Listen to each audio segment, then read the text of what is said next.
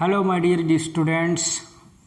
इस वीडियो में हम द्विघात समीकरण का सवाल आपको पढ़ाने जा रहे हैं, जो कि इस प्रकार से है।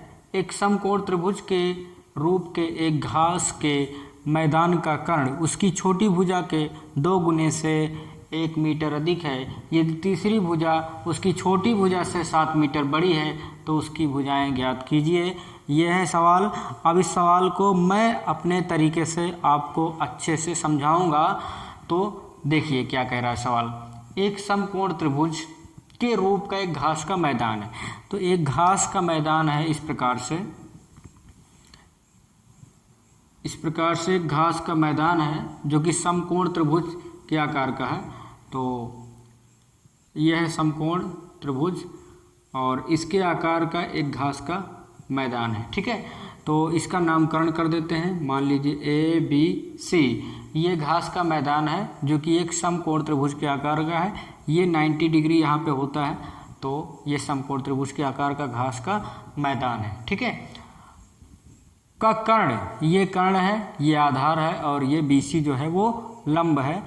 उसकी छोटी भुजा के 2 गुने से 1 मीटर अधिक है। जो ये कर्ण है ना, छोटी वाली भुजा के 2 गुने से 1 मीटर अधिक है तथा तीसरी भुजा उसकी छोटी भुजा से 7 मीटर बड़ी है, तब उसकी भुजाएं ज्ञात कीजिए। मतलब ये जो समकोण त्रिभुज के आकार का घास का मैदान है, इसकी हमें तीनों भुजाएं पता करनी है कि उनकी लंबाई कितनी है।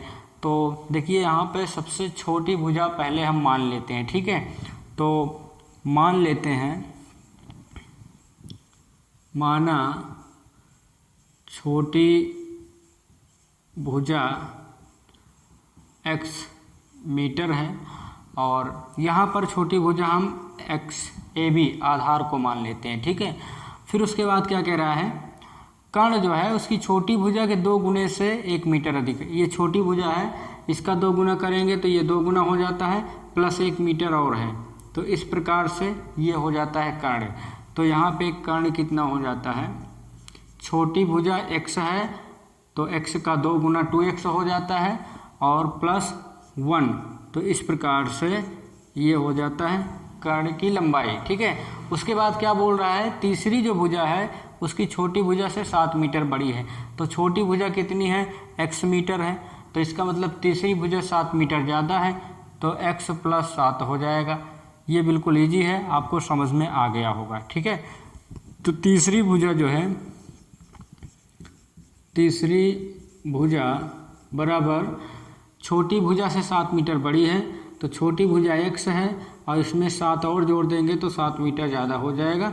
तो इस प्रकार से ये हो जाता है तीसरी भुजा जो कि लंब है। ओके, अब हम इसमें पाइथागोरस प्रमेय का यूज करेंगे क्योंकि ये समकोण त्रिभुज के आकार का घास का मैदान है। और जब भी इस तरह का होता है, समकोण त्रिभुज के आकार का कोई भी चीज़ होता है, तब हम पाइथागोरस प्रमेय का यूज करके उसकी भुजाओं को ज्ञात कर सकते हैं। ठीक है, तो पाइथागोरस प्रमेय का यूज इसमें हम करते हैं। तो पाइथागोरस प्रमेय होता है कर्ण स्क्वायर बराबर लंब स्क्वायर धन आधार स्क्वायर। ठीक है, तो ये होता है पाइथागोरस प्रमेय। अब यहाँ पे हम इस सवाल को लगाते हैं। ठीक है, कैसे, देखिए कर्ण कितना है, कर्ण हमारे पास 2x + 1 है, तो यहाँ पे लिख देते हैं 2x + 1 का होल स्क्वायर बराबर लंब कितना है, लंब है x + 7। ठीक है, तो x + 7 कर सकते हो या 7 कहो, कुछ भी कहो। आधार हमारे पास है x जो कि सबसे छोटी भुजा थी, तो x का स्क्वायर कर देते हैं। ठीक है, अब देखिए यहाँ पे एक a + b का होल स्क्वायर का फार्मूला आपको दिख रहा होगा, मतलब 2x + 1 का होल स्क्वायर। तो इसका फार्मूला है a + b का होल स्क्वायर, जो सर्वसमिका होती है। तो a² + b² + 2ab, ये वाला फार्मूला इसमें हम यूज करते हैं। तो वही यूज कर रहे हैं हम, 2x का होल स्क्वायर, तो ये हो गया a², b की जगह 1 है तो 1 का स्क्वायर प्लस 2a, a मतलब x 2x एंड b का मतलब होता है 1, तो a² + b² + 2ab, तो ये वाला लग गया। ठीक है, अब यहाँ भी यूज करते हैं वही वाला फार्मूला, क्योंकि यहाँ भी x + 7 का होल स्क्वायर है, तो वही फार्मूला यूज होगा। तो x² + 7 का स्क्वायर प्लस 2 गुणे x गुणे 7 और प्लस x², ये हो जाता है। ठीक है, अब यहाँ पे इसको सॉल्व करते हैं, तो 2 का वर्ग करेंगे तो 2 दूना कितना हो जाता है, 2 दूना हो जाता है 4x² प्लस 1 का वर्ग करेंगे तो 1 ही आता है, और 2 दूना 4x हो जाता है, ये हो गया।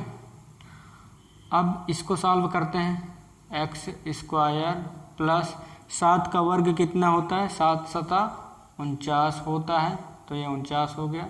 फिर उसके बाद 7 दूना 14 और x, 7 दूना 14x, तो यहाँ पे 14x हो जाता है प्लस x² हो जाता है। अब क्या करते हैं, हम इन सभी को उस साइड में, लेफ्ट साइड में पक्षांतर कर देते हैं, तो 4x² प्लस 1 प्लस 4x, और उसके बाद ये x² इधर प्लस में है तो उधर जाएगा तो माइनस में हो जाता है, ये 49 इधर आएगा तो माइनस में हो जाएगा, ये भी ये 14x जो है ये भी माइनस में हो जाएगा, और ये x² भी माइनस में हो जाता है। तो इस प्रकार से ये जो सवाल है वो जो है लग जाता है। अब इसको हम आगे क्या करते हैं, देखिए यहाँ पे x² वाला है और यहाँ पर भी x² वाला है, तो सजातीय पद हो जाते हैं ये, तो ये प्लस में है ये माइनस में है, तो प्लस माइनस माइनस होता है, इसका मतलब घटेगा, 4x² से 1x² घटेगा तो 3x² बचता है यहाँ पे।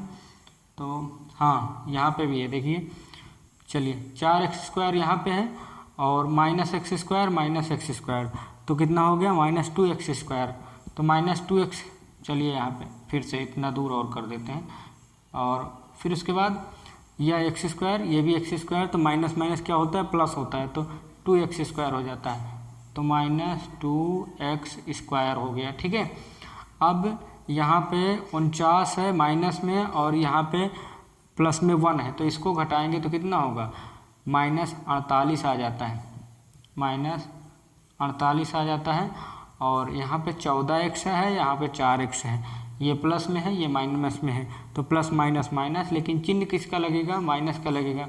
क्यों लगेगा, क्योंकि 14 जो है वो बड़ी संख्या होती है, तो यहाँ पे माइनस का चिन्ह लगेगा, और 14 में से 4 घटाते हैं तो आता है 10x बराबर 0, तो इस तरह से यहाँ हो जाता है। ठीक है,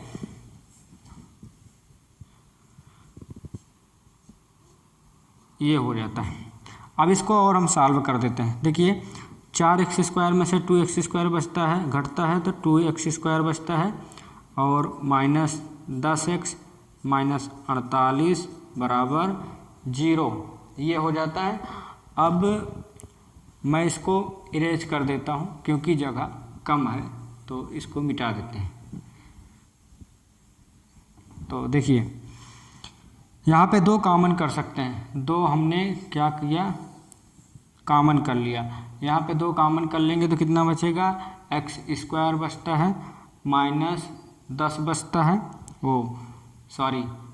तो 2 पंचे 10, तो 5x बचता है, और माइनस 2 से अगर भाग करेंगे 48 को तो 24 बचता है बराबर 0।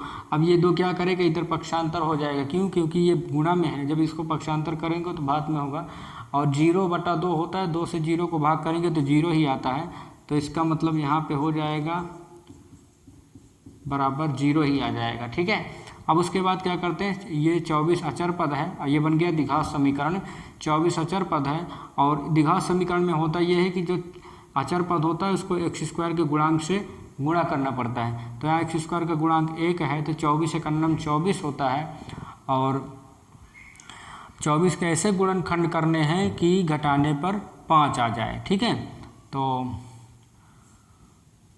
8 त्रिक 24, 8 गुणे 3 अगर गुणा करते हैं तो 24 आता है, और 8 में से 3 घटा देते हैं तो 5 बच जाता है, वही इस पे ये इसका गुणनखंड होगा। तो x square minus 8 minus 3x minus 24 बराबर 0। एक्स स्क्वायर माइनस 8 से x में गुणा होगा तो 8x हो जाएगा, माइनस माइनस प्लस हो जाता है, 3x हो जाएगा, माइनस 24 बराबर 0 हो जाता है। इतना आपको समझ में आ गया होगा। अब देखिए यहाँ पे क्या है, कॉमन है, यहाँ भी x है और यहाँ भी x है, तो x को क्या करेंगे, कॉमन कर लेते हैं।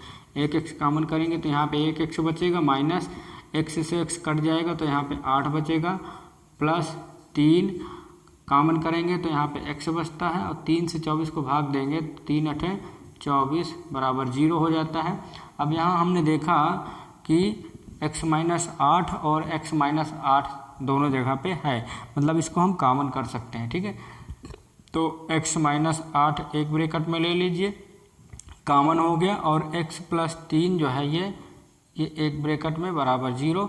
अब यहाँ पे हम इसकी वैल्यू निकाल लेते हैं, तो x माइनस 8 बराबर 0, तो x बराबर हो गया 8, और x प्लस 3 बराबर 0, तो x बराबर -3। और किसी भी चीज़ की लंबाई जो है वो ऋणात्मक नहीं होती है, तो ये वाला मान्य जो होगा, जो वैल्यू होगी वो अमान्य होता है। और x बराबर 8, तो यहाँ पे हमने देखा कि x क्या हमने माना था, सबसे छोटी भुजा x, तो सबसे छोटी भुजा क्या हो गई, 8 मीटर हो गई। तो सबसे छोटी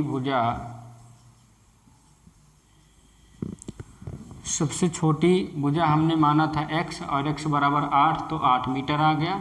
और कर्ण कितना हो गया, तो कर्ण बराबर तो 2x प्लस 1 है, तो 2 गुणे x की मान कितना निकला, 8 निकला, प्लस 1, 8 दूनी 16, 1 17 मीटर ये हो गया। और उसके बाद तीसरी भुजा जो है वो तीसरी भुजा x प्लस 7 है, तो x प्लस 7 बराबर x का मान निकला 8 प्लस 7, 8 7 15 मीटर। तो इस प्रकार से ये जो हमारा सवाल है वो लग जाता है, ठीक है। आपने इसको देखा, अगर आपको वीडियो मतलब सवाल समझ में ना आया हो तो वीडियो को फिर से रिपीट करके आप देख लीजिएगा। बहुत इजी तरीके से मैंने आपको समझाया है, और इस प्रकार से आपका ये सवाल लग जाता है। तो अगर आपको हमारा वीडियो पसंद आता है और मेरा प्रयास पसंद आता है, तो आप चैनल को सब्सक्राइब नहीं किए हैं तो सब्सक्राइब कर लीजिए, और वीडियो को लाइक ज़रूर कर दिया करें, और वीडियो को शेयर भी करें। मिलेंगे अगले वीडियो में, तब तक